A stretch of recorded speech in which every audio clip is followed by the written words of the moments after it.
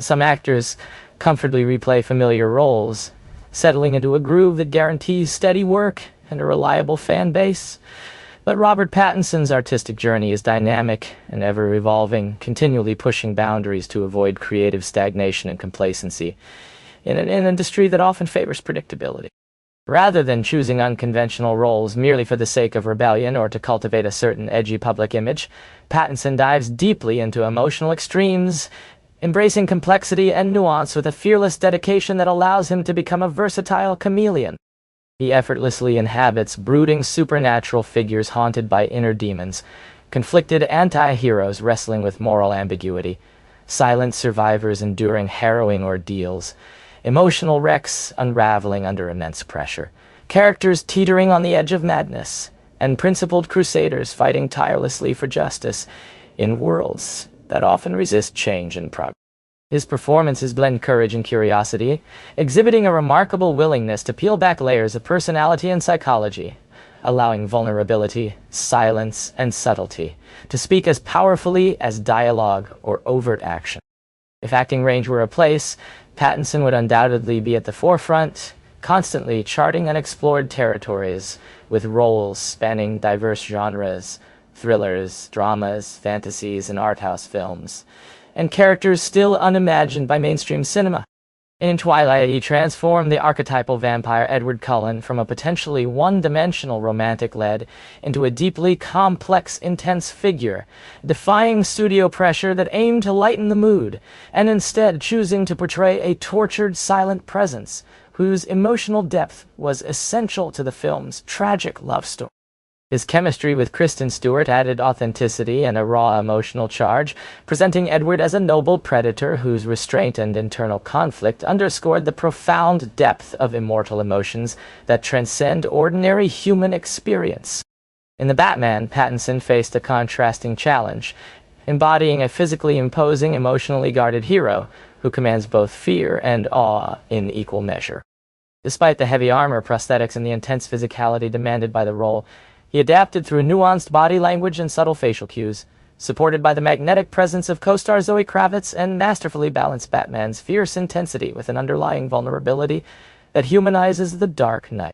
This version of Batman emphasizes detective work, intellectual depth, and emotional complexity, enriching a character often seen as a one-dimensional vigilante and elevating him to new psychological heights.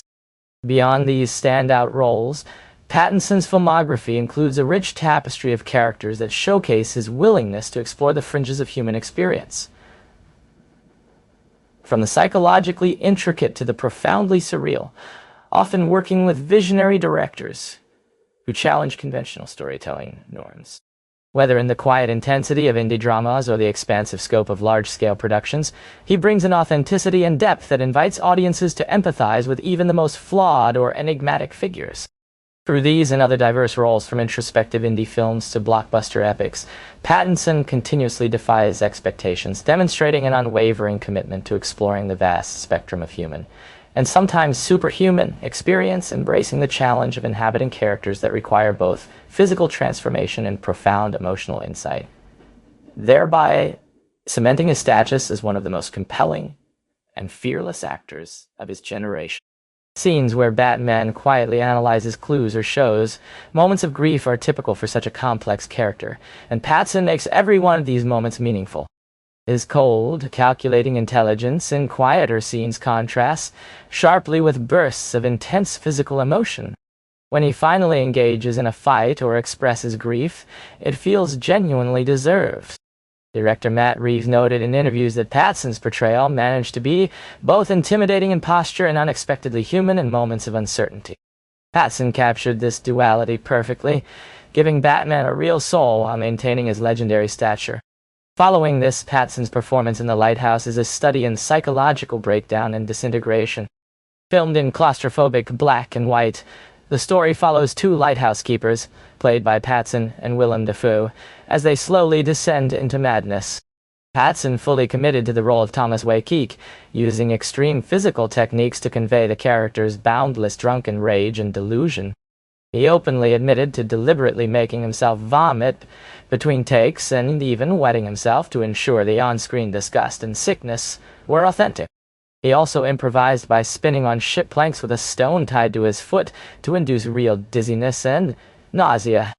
The resulting performance is raw, primal, and deeply unsettling.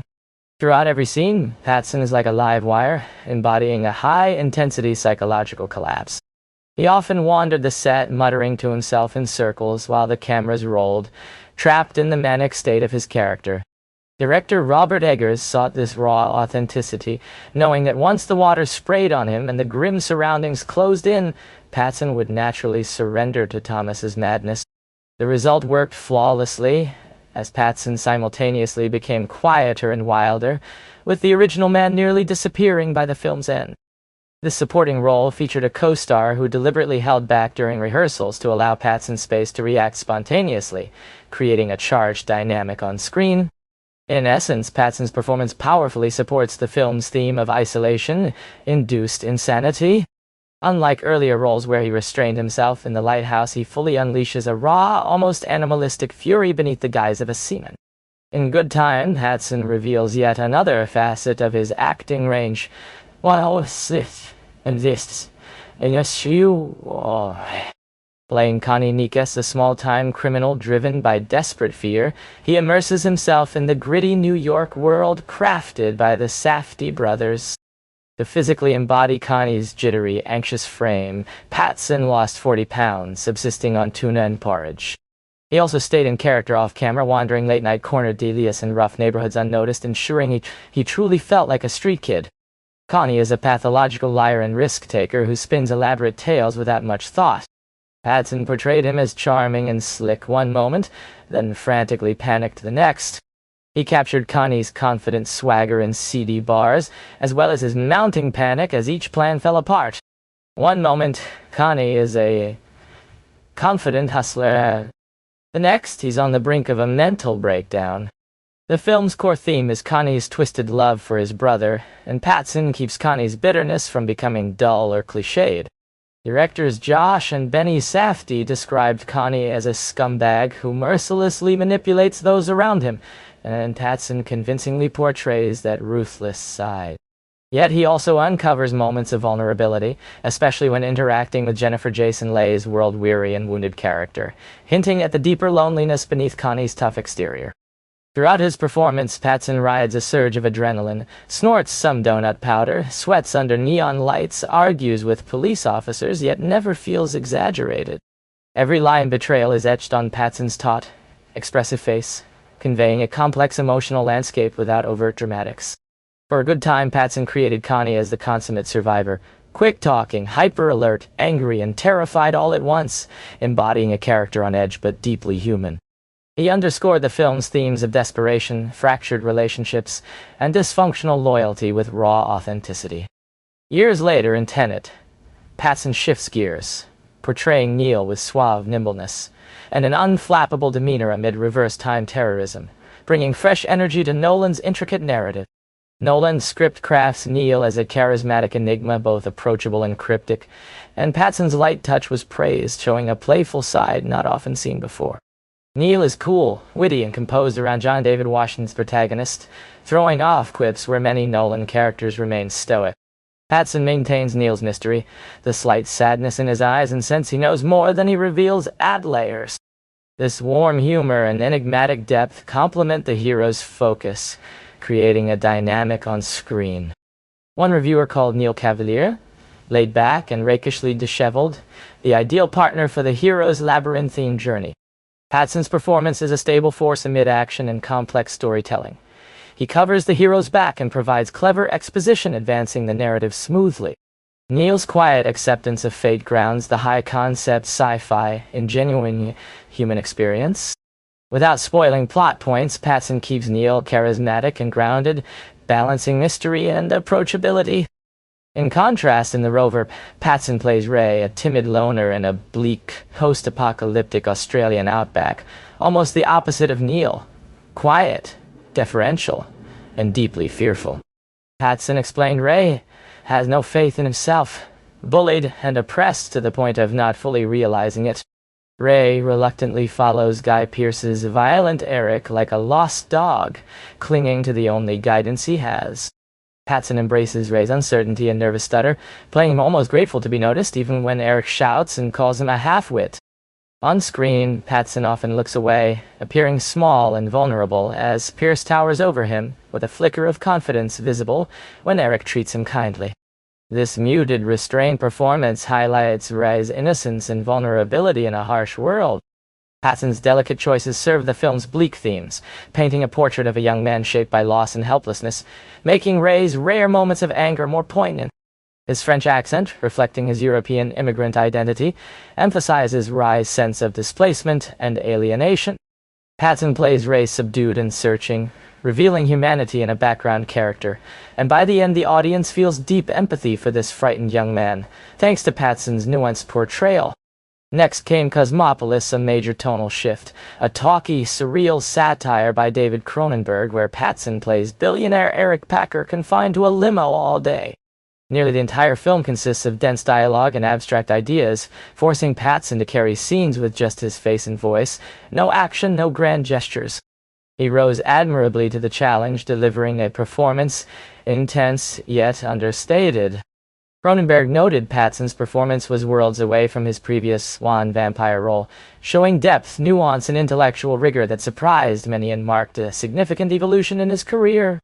Pattinson crafted Eric as an enigmatic tycoon, oscillating between flippancy and desperation, desperately clinging to control even as his empire disintegrates before his eyes.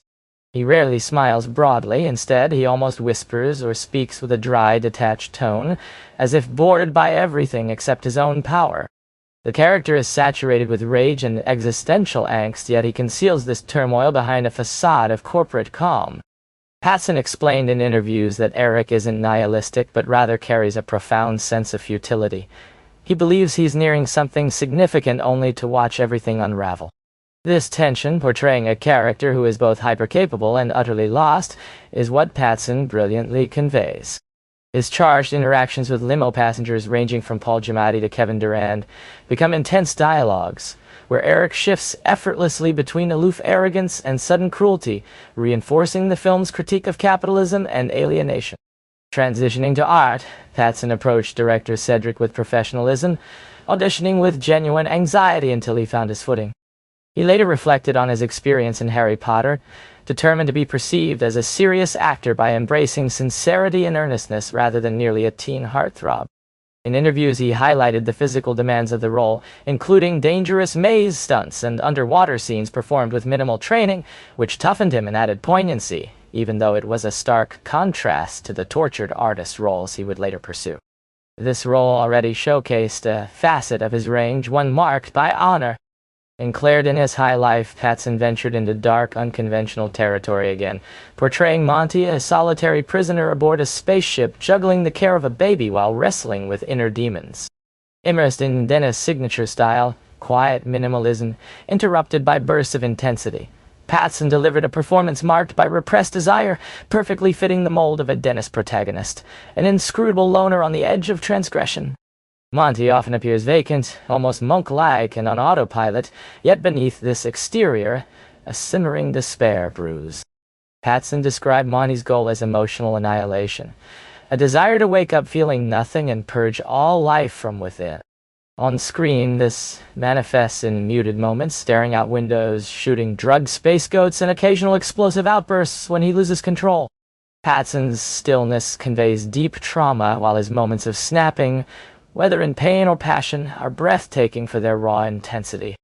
He also reveals tenderness, especially in scenes with the baby, exposing Monty's fractured humanity. Overall, Pattinson's subtle yet intense performance in High Life masterfully balances initial compliance with the gradual emergence of buried anguish, reinforcing Dennis' theme of humanity's tenacious grip on life, even in the bleakest circumstances. In the Netflix film The King, Pattinson takes on the role of Dauphin of France, a small but memorable part. Here, he dives into comedy and vanity, donning an enormous wig and adopting an exaggerated French accent. His Dauphin is both absurdly ridiculous and oddly captivating. Pattinson clearly enjoyed hamming it up, delivering lines with swagger and absurd wit, famously joking about King Henry's tiny crown jewels in one scene. He embraced the risk of this quirky, pivotal role, earning laughs and quickly becoming the audience's favorite part of the film.